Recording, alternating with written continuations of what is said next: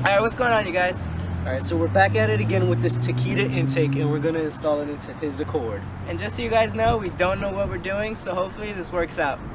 Alright, you guys, so we just finished taking out the battery. I'm not going to show you guys how to do that because it should be pretty simple.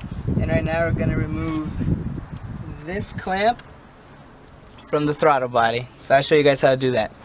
Alright, so this is how you do it. You just screw this in here, and we just end up screwing it out. Alright, so after loosening this clamp, we go ahead and we tighten this with our pliers, and we remove this metal hose. Alright, so the next thing we did was just remove these 4 screws. There's 1, 2, 3, 4. Alright, so after you remove all 4 bolts, you take this off, and make sure to take off this green clip that's holding the mass airflow sensor. It's gonna be a little hard, so you can cut it if you can't pull it off. And don't forget, and we're gonna reuse this, so just keep this aside, and then we'll pull that off later. And then after that, we remove the filter, and then remove this box. It's just held by clips, so it shouldn't be too hard to pull off.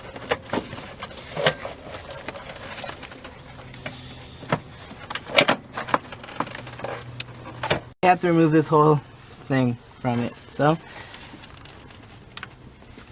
damn, that was hard. Alright, and then after that, we gotta go down here.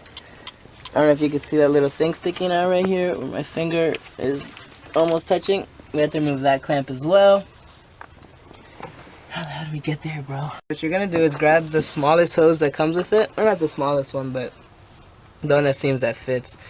And you put one side over here, and you reuse the same clamps you did that you just removed. And then the other side of the hose gets connected into here.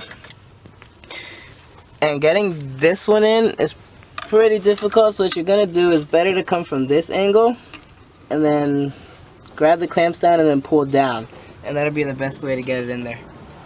Alright, so you get your heat shield and your intake. You put them together and they give you a clamp.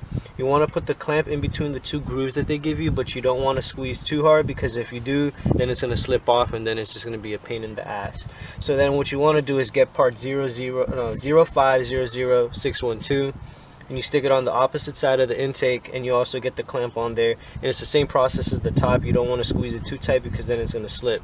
After that, you just want to adjust it and make sure that they're both equally as tight. Alright, so after putting this together, you grab this rubber tube, put the clamps on it, and then put this inside towards the throttle body. And then you grab the tube, and you connect the mass airflow sensor, like so. And then you connect everything together, don't tighten it yet. And then grab this black tube, and then put it together, and then what you're going to do is grab that clamp and tighten it real tight here. It didn't bring one here, so I'm trying to figure out why. Seems pretty tight, but we'll see. I might tighten it. So we just finished installing the intake. We just plugged in the battery, and now he's about to turn it on to see if it works.